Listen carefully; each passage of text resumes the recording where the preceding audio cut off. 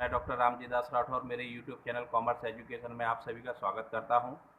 जैसा कि हम अभी books of ordinal entry general के बारे में बात कर रहे थे, इसके पहले वीडियो में भी हमने थ्योरेटिकल चर्चा की। आज हम न्यूमेरिकल्स को समझने का प्रयास करेंगे और इसको आसानी से हम समझ सकें उसके लिए कुछ आपको एग्जाम्पल्स के द्वारा इसको समझाने का मैं प्रयास कर रहा हूँ।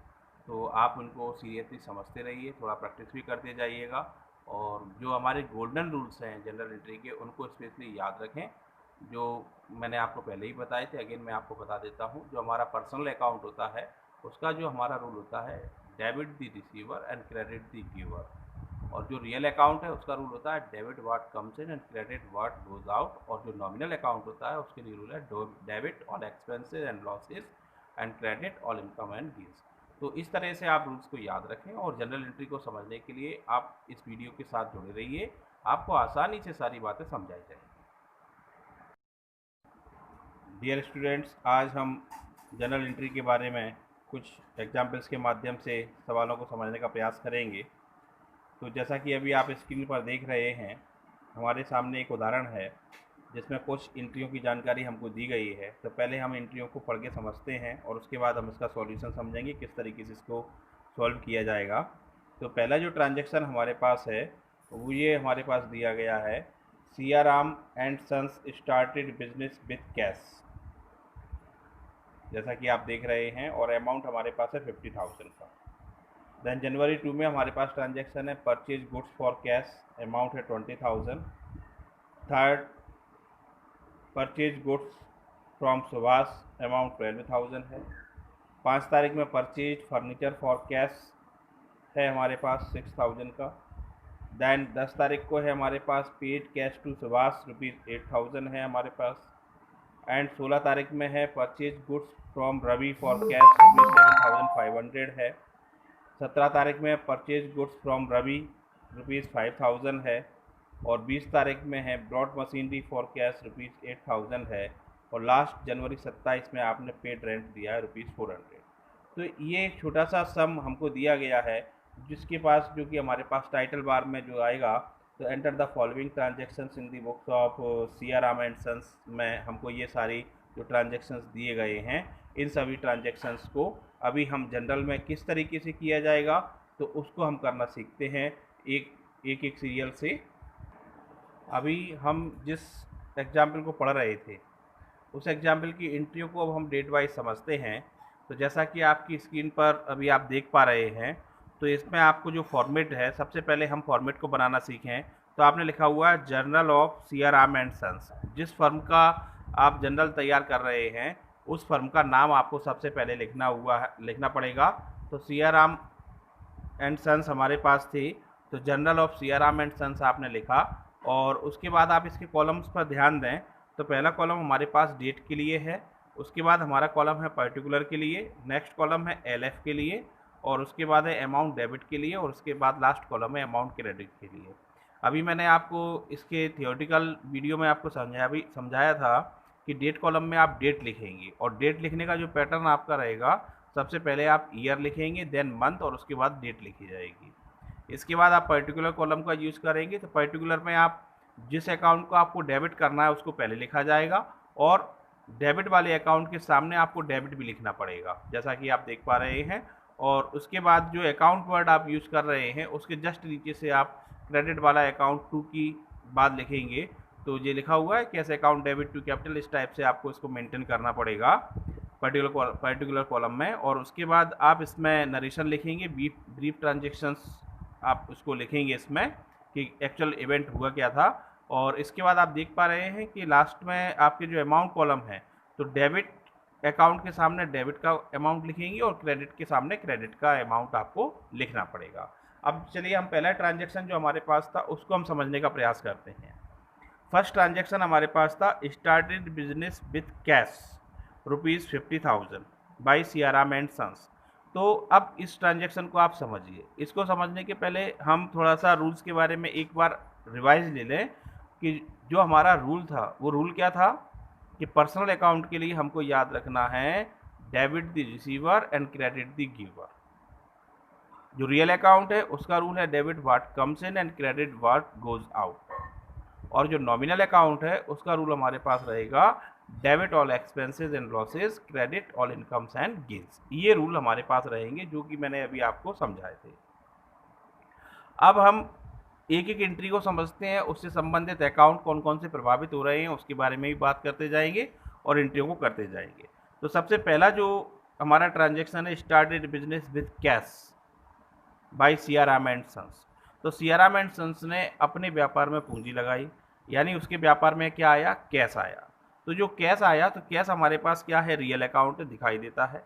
तो कैश अकाउंट कौन सा रियल अकाउंट हुआ, और हमारे बिजनेस में कोई वस्तु आ रही है तो उस अकाउंट को हम क्या करेंगे, डेबिट करेंगे। तो आपने लिखा कैश अकाउंट डेबिट। अब जो कैश आपके बिजनेस में आ रही है उस कैश को देने वाला कौन है, तो देने वाला है बिजनेसमैन सेल्फ। तो एक बात हमेशा याद रखिए कि जो बिजनेसमैन है वो बिजनेसमैन अपनी पुस्तकों में अपना नाम कहीं पर भी नहीं लिखेगा। तो इस स्थिति में आप क्या लिखेंगे, उसकी जगह उसका रिप्रेजेंटेटिव अकाउंट आप लिखेंगे। तो आपने लिखा हुआ है टू कैपिटल अकाउंट। तो आपकी पहली एंट्री क्या हुई, cash account debit to capital account. और जो आपने नरेशन लिखा हुआ है, तो जो ट्रांजेक्शन आप कर रहे हैं, जो पर्टिकुलर आप लिखेंगे उसमें, उसके बारे में आपको लिखना पड़ेगा। तो बीइंग वर्ड यूज कर सकते हैं। तो being cash brought into the business by CRM and sons as capital. तो सीआरएम एंड सन्स ने व्यापार में जो पैसे लगाए हैं पूंजी के रूप में, उसको आपने यूज किया हुआ है। और जो अमाउंट है 50,000, तो 50,000 cash account debit to capital account 50,000। इस तरीके से आपको एंट्री करना है। अभी जो पहली एंट्री आपने देखी, इसमें प्रभावित होने वाले हमारे जो खाते थे वो कौन कौन से दो खाते थे, एक हमारे पास था रियल अकाउंट और दूसरा था हमारे पास पर्सनल अकाउंट। ठीक है। और यदि आपको रूल्स याद हैं तो आप उस रूल्स के आधार पर आसानी से आप इसको मेंटेन कर सकते हैं कि जो चीज़ वस्तु व्यापार में आ रही है उसको आप डेबिट करेंगे और जो चीज़ आपके बिजनेस से जा रही है उसको आप क्रेडिट करेंगे। तो आपने लिखा cash account debit to capital account. अब 2 जनवरी को जो आपने ट्रांजेक्शन किया, तो 2 जनवरी का ट्रांजेक्शन था हमारे पास गुड्स परचेज फॉर कैश। आपने नगद माल खरीदा था 20,000 रुपये का। अब देखिए, इसमें व्यक्ति का नाम आपको नहीं दिया गया था किसी का, और नगद की बात कर रहा था, तो ये आपका कैश ट्रांजैक्शन है। आपने माल परचेज किया हुआ है। अब यहाँ पर थोड़ा सा आप चाहें तो करेक्शन कर दीजिए कि जो भी आपके परचेज और सेल्स अकाउंट है उनको हम रियल लाइफ में हम उसको रियल अकाउंट मान के चलते हैं। हालांकि अभी मैंने आपको नॉमिनल अकाउंट की तरह ट्रीट करने के बारे में भी बताया था, तो इफेक्ट लगभग एक जैसा ही रहेगा। ठीक है ना। तो आप अपने हिसाब से इसको मेंटेन कर लें। अभी मैं इसको अब रियल अकाउंट के बेस पर आपको समझाना चाहूँगा। तो परचेज अकाउंट आपने क्या किया, डेबिट। परचेज किया हुआ गुड्स, अभी मैंने आपको गुड्स अकाउंट का भी क्लासिफिकेशन करके बताया था इसके पहले वीडियो में कि जो गुड्स होता है वो purchase, sales, purchase return, sales return etcetera format वो हो सकता है। तो अभी आपने माल परचेज किया, तो परचेज अकाउंट को आपने क्या किया, डेबिट। आपके बिजनेस में माल आ रहा है इसलिए आप उसको क्या करेंगे, डेबिट। परचेज अकाउंट कौन सा अकाउंट होगा आपका, real account debit what comes in. Purchase account debit हुआ 20,000। अब आने का कारण क्या है, तो आप देख रहे हैं आपके पास कारण क्या था कि आपने नगद माल खरीदा है, तो आपके बिजनेस से क्या चला गया, कैश। तो debit what comes in and credit what goes out. तो क्या हुआ, purchase account debit to cash account, और ये आपकी एंट्री क्या हो गई, कंप्लीट हो जाएगी। और नरेशन आप लिख देंगे गुड्स परचेज फॉर कैश। और जैसा कि मैंने आपको पहले वीडियो में बताया था कि पर्टिकुलर कॉलम में आप लाइन खींचेंगे पूरी, जिससे कि आपकी एंट्री सेपरेट की जा सके। तो अभी हमने दो एंट्रियों को समझा। एक हमारे पास बिजनेस स्टार्ट करते समय थी, cash account debit to capital account. Second entry हमने माल नगद खरीदा था, purchase account debit to cash account. इसके बाद हम तीसरी एंट्री की बात करें तो इस एंट्री में जनवरी 4 को आपने जो इवेंट हुआ है वो है आपने सुभाष से उधार माल खरीदा हुआ है 12,000 रुपये का। तो इसके लिए आप क्या करेंगे, अगेन आपने माल परचेज किया हुआ है तो परचेज अकाउंट को आप डेबिट करेंगे। परचेज अकाउंट कौन सा अकाउंट बताया था मैंने आपको, वो था रियल अकाउंट। तो परचेज अकाउंट डेबिट आपने किया कितना, 12,000। अब परचेज जो आपने किया है वो किस कारण से हुआ है, कैश है या क्रेडिट है, तो आपको पता है कि सुभाष का नाम दिया हुआ है और ये क्रेडिट परचेज है। तो आपने क्या किया, purchase account debit to Subhash. तो डेबिट व्हाट कम्स इन, ये आपका परचेज अकाउंट डेबिट हुआ, एंड देने वाला कौन है, सुभाष। तो देने वाले के खाते को आप क्या करेंगे, उसको आप क्रेडिट कर देंगे। इस तरीके से आप ये तीसरी एंट्री को कंप्लीट करेंगे। नरेशन में आपने लिखा हुआ है goods purchase from Subhash on credit. इस तरीके से आप इसको लिखेंगे। अगली एंट्री में हम जाएं, जनवरी 5। तो जनवरी 5 की इवेंट आपके पास क्या है, वो है फर्नीचर परचेज फॉर कैश। आपने परचेज किया हुआ है लेकिन क्या किया हुआ है, फर्नीचर। अभी हम इसको समझ लें कि जो गुड्स होता है वो हमारे लिए परचेज के रूप में होता है, लेकिन जो एसेट्स वगैरह हमारे पास होती हैं उनको हम एसेट्स के नाम से ही लिखते हैं। तो अभी हमने क्या किया, फर्नीचर परचेज किया, तो हमने क्या लिखा, फर्नीचर अकाउंट डेबिट। फर्नीचर हमारे लिए क्या हुई, एसेट्स हुई, और फर्नीचर क्या है, रियल अकाउंट है। तो debit what comes in, furniture हमारे बिजनेस में आया तो हमने उसको क्या किया, डेबिट किया। डेबिट कॉलम में हमने उसका अमाउंट लिखा। एंड रिलेटेड हमने क्या किया हुआ, नगद परचेज किया हुआ है, तो हमारे पास से कैश गया, credit what goes out, furniture account debit to cash account. तो कैश अकाउंट के सामने हमने कैश के अमाउंट को लिखा ₹6000 को, और नरेशन में आप लिख देंगे being purchase furniture for cash. इस तरीके से आप इसकी एंट्री को पूरा करेंगे। जनवरी 10 की एंट्री को आप देखें तो पहले हम एंट्री को समझते हैं। तो एंट्री जो हमारे पास थी वो ये थी कि कैश पेड टू सुभाष, आपने सुभाष को नगद रुपए दिए हैं, आपने नगद रुपए दिए। तो आपके पॉइंट ऑफ व्यू से पाने वाला कौन हुआ, रिसीवर कौन है, सुभाष, और आपके बिजनेस से क्या गया, कैश। और पर्सनल अकाउंट का रूल क्या था, डेबिट द रिसीवर, रिसीवर कौन है, सुभाष। अब इसमें एक बात मैंने आपको और समझाई थी इसके पहले कि जो पर्सन नेम होगा उसके नाम के साथ में आपको अकाउंट वर्ड लिखने की आवश्यकता नहीं है, तो आपने अकेला सुभाष लिखा हुआ है। और यदि मान लीजिए आपको अकाउंट वर्ड लिखना ही है तो सुभाष एच के साथ में आप अपोस्ट्रोफी एस लगाएंगे और उसके बाद अकाउंट वर्ड का यूज़ आप कर सकते हैं। तो ये आपकी चॉइस है, आप चाहें तो व्यक्ति का नाम अकेला लिख दें और आप चाहें तो उसके साथ में अकाउंट वर्ड अपोस्ट्रोफी एस लगा करके यूज़ कर सकते हैं। बहरहाल सुभाष अकाउंट डेबिट आपने किया 8000 टू कैश अकाउंट, और नरेशन में लिख दिया कैश पेड टू सुभाष, ये लाइन का आपने खींची, और ये डेबिट डेबिट के साथ में, क्रेडिट क्रेडिट के साथ में। आप प्रॉपर डिफरेंस आप देखिए, इसी तरीके से आपको डेली प्रैक्टिस में उसको रखना है। एंट्रियों को सावधानी से प्रैक्टिस करें, और अकाउंटेंट की ये जिम्मेदारी होती है कि उसके कॉलम वगैरह, लाइन वगैरह पूरा प्रॉपर मैनेज हो, सुंदर से दिखाई भी देना चाहिए। इसके बाद हमारे पास क्या है कि गुड्स परचेज फॉर कैश, आपने नगद माल खरीदा 16 तारीख को, आपने लिखा जनवरी 16, क्योंकि ईयर एक ही चल रहा है तो ईयर बार बार चेंज नहीं हो रहा है अभी आपका। जनवरी 16 purchase account debit 7500 to cash account, नगद माल आपने खरीदा है, यानी परचेज आपके पास डेबिट हुआ। क्यों, क्योंकि डेबिट वाट कम्स इन, और माल आपने जो खरीदा है वो नगद है, तो इसलिए आपके पास से कैश जा चुका है, कैश अकाउंट को आपने क्रेडिट किया हुआ है। द नेक्स्ट ट्रांजेक्शन की हम बात करें, जनवरी 17 में जो हमारे पास ट्रांजेक्शन है वो क्या है कि goods purchase from Ravi on credit, आपने रवि से माल खरीदा है जो कि उधार है, कितने का, 5000 रुपये का, तो आपने परचेज किया, अगेन परचेज है, परचेज अकाउंट डेबिट आपने किया। देन देने वाला कौन है, टू रवि, तो purchase account debit to Ravi.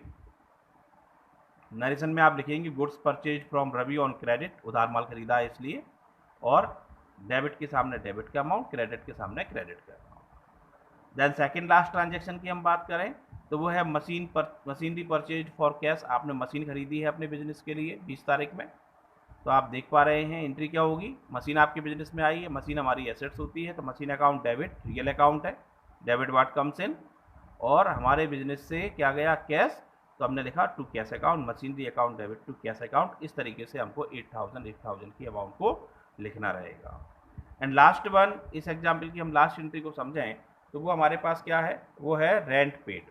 और जैसा कि मैंने आपको पहले बताया था कि जितने भी हमारे नॉमिनल अकाउंट रहेंगे तो उसमें व्यक्ति का नाम हमको वैसे भी ध्यान नहीं रखना है, और अभी नाम दिया भी नहीं है, अभी केवल रेंट पेड लिखा हुआ है, तो हमारा एक्सपेंस है, तो रेंट अकाउंट को आपने क्या किया, डेबिट, नॉमिनल अकाउंट है, एक्सपेंसेस के अकाउंट को डेबिट किया जाता है, तो rent account debit to, account के नीचे से आपने टू लगाया हुआ है, टू कैश अकाउंट, आपके बिजनेस से क्या गया, कैश, और आपने लिख दिया बीइंग पेड रेंट या रेंट पेड, और ये आपके पास क्या हो गया, अमाउंट ₹400। आफ्टर दैट आप लास्ट में क्या करेंगे, ये सारे अमाउंट का जो कॉलम है हमारे पास, डेबिट कॉलम और क्रेडिट कॉलम, इन दोनों का टोटल लगाएंगे, क्योंकि debit is equal to credit बराबर से चल रहा था, तो आपका जो टोटल आएगा वो दोनों साइड का बराबर आएगा। यहाँ आप लिख देंगे ग्रांड टोटल और आपने रुपीज़ लिख दिया। इस तरीके से आपका जर्नल एंट्री का पूरा काम कंप्लीट होगा। अब यहाँ पर आप पहले दिन ही स्पेशली समझ लीजिए कि एंट्री करते समय आपको ये सारी फॉर्मेलिटी को पूरा करना है, आपको प्रॉपर डेट लिखना है, ईयर लिखना है, प्रॉपरली अकाउंट को डेबिट होना चाहिए, उसके साथ अकाउंट वर्ड यूज करना है तो आप बिल्कुल करेंगे। डेबिट को इस टाइप से आप लिखेंगे, क्रेडिट के साथ में केवल टू लगना है, क्रेडिट अलग से आपको नहीं लिखना है। नरेशन आपको लिखना है, अमाउंट को प्रॉपरली आपको लिखना है, तब जाकर को आपको इसके पूरे मार्क्स आपको मिलेंगे। और देखिए, जैसा कि मैं आपको वीडियोज़ के माध्यम से अभी अकाउंट्स को पढ़ाने का प्रयास कर रहा हूँ, तो उसका उद्देश्य भी यही है कि आप कंप्लीट नॉलेज लें, जिससे कि वो आपको लाइफ टाइम काम आ सके। ठीक है, तो ये सवाल अभी हमने समझा। आगे के डियर स्टूडेंट्स, अब हम अगले एग्जाम्पल के माध्यम से कुछ जनरल एंट्री को समझने का प्रयास करेंगे। जैसा कि आप अपने स्क्रीन पर देख रहे हैं, enter the following transaction in the journal of Yashraj and sons. Yashraj and sons की पुस्तकों में आपको कुछ जानकारी दी गई है और उनका आपको जनरल तैयार करना है। डेट आपको दी गई है 2019 अप्रैल 7। सोल्ड गुड्स फॉर कैश आपको दिया है ₹13,000, 13,000 रुपये। 9 तारीख में है सोल्ड गुड्स टू महेश, 15,000 रुपये। 12 तारीख में है रिसीव्ड कैश फ्रॉम महेश, 10,000 रुपये। 18 तारीख में है sold goods to Suresh for cash, 12,600 रुपये। 19 तारीख में सोल्ड गुड्स टू सुरेश, 7,000 आपके पास है। 24 तारीख में withdrew cash from office for personal use, तो व्यक्तिगत प्रयोग के लिए आपने ऑफिस से पैसे निकाले हैं 2,500 रुपये। 29 तारीख में आपके पास है पेड बेजेस। और 30 तारीख में paid salary to Gopal, Gopal को आपने सैलरी दी है 1,200 रुपये। और लास्ट वन 30 तारीख में आपको एक ट्रांजेक्शन और दिया गया है, वो आपके पास है रिसीव्ड कमीशन। तो ये सारे ट्रांजेक्शन्स आपको दिए गए हैं। इनको हम जनरल एंट्री में किस तरीके से रिकॉर्ड करेंगे, तो उसको हम समझते हैं। तो डियर स्टूडेंट, जैसा कि आप अपने स्क्रीन पर देख पा रहे हैं, हमने अभी जो एग्जाम्पल समझा था उसकी सॉल्यूशन को हम करते हैं। तो हमारे पास सबसे पहले जो हम लिखेंगे, general of Yashraj and sons, जो व्यापारी है उसका नाम हमको लिखना पड़ेगा। और उसके बाद हमने कॉलम बनाए हुए हैं। डेट कॉलम है हमारे पास, पर्टिकुलर है, LF अमाउंट है, amount debit and amount credit का कॉलम है।